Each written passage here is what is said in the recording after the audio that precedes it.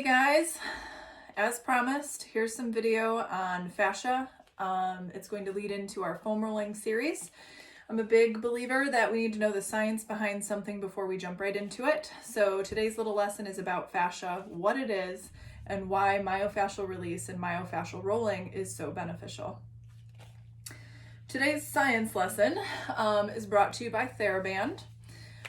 What fascia is the saran wrap-like coating. We're going to say that this is our muscle fiber. Fascia is the saran wrap coating that wraps around everything in our body, from muscle fibers to bone to viscera or organ. It's a whole weaved connection in our body of connective tissue. So what we do when we do myofascial anything is we focus on the fascia surrounding the muscle, meaning myo. So when it's a knot in the muscle, you can also have a knot in the fascia. It's its own living, breathing tissue that surrounds the muscle. So when we work the muscle via pushing and doing massage or compression techniques, we're also indirectly working on the fascia surrounding the muscle. We focus on fascia when we slow things down and allow that fascia tissue to melt. So as my little demonstration here, this is a muscle fiber, we will say. It stretches just fine on its own, right? I'm going to be using some packing tape right here as fascia because, again, remember, it's that saran wrap coating. So it coats it. Healthy fascial tissue is not going to interfere with muscle whatsoever. So you guys can see that packing tape there. And you can see when I stretch the muscle tissue, if you will, the fascia goes with it, right? You can tell it's not hindering anything. It is simply surrounding it.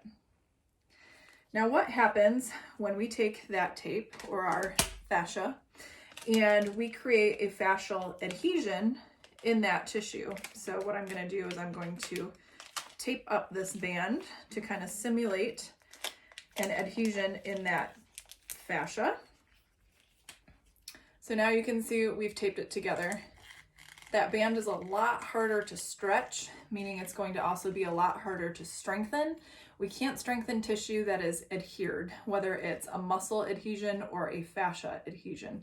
So kind of let that be your visual in your body. If this was my quad, if you will, I'm not going to get the same kind of power out of my quad if I have fascial adhesion in that muscle tissue. So when we do foam rolling, which is a form of self-myofascial release, or we do any kind of myofascial work, whether it's with massage, with hands, I'm certified in myofascial release. That's a glimpse into what I'm working on. Cupping is a great decompressive tool to use when we're focusing on kind of picking that fascia up off of the muscle tissue. So that's just a little glimpse at what fascia is. Now, when we kind of talk about the whole body, and we talk about how fascia, a dysfunction in fascia in one area can kind of create another issue in the body, we're going to take a look at this tool. This is fun to kind of help demonstrate how, if let's say I have a kink up here in my neck, how that might make either my rib cage or my hips kind of feel off whack. Because of course, obviously, if this is hurting, I might be doing one of these postures, or maybe I'm always on the phone when I'm at the office and I'm like this. Well, of course, our muscles are getting tight and knotted, but that saran wrap coating, that fascia, is also getting tight.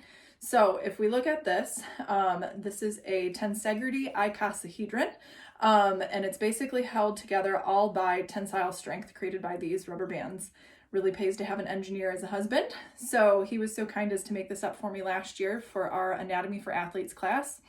And I love this because let's say this is my body as I sit just like this. We've got shoulders, we've got hips, we've got spine that runs up the middle. If I was to see what happens if I pull this, being my upper shoulder, if I pull that, you see how the entire structure changes shape. Your body is no different. If I have dysfunction down here in the front of my quad and they're too tight, notice my whole body is going to tip forward, right? Same thing can happen if we're at the hamstrings, the whole structure can change. I can pull at these all day long and you're going to notice that the structure changes. So that's why massage, and specifically myofascial release, is so important, is because when we get, dysfunction in our back, in our legs, again, neck and shoulders, you can see how our whole skeletal system can also kind of change with it. So what you can do for yourself at home, especially during this time while we're stuck at home, is self-care, is doing self-myofascial release. And that's what these upcoming videos are going to be focusing on. We're going to be using hand tools and showing how those can be beneficial. We're going to be doing a couple of videos for on the floor with foam rollers. We're going to talk about what types of tools are most beneficial, who can benefit from all of this. And I just wanted to lay down the science for you guys first so that you know why we're doing what we're doing. If you have any questions about this, certainly comment below or shoot me a private message. Looking forward to bringing you guys a whole lot of foam rolling and a whole lot of myofascial release.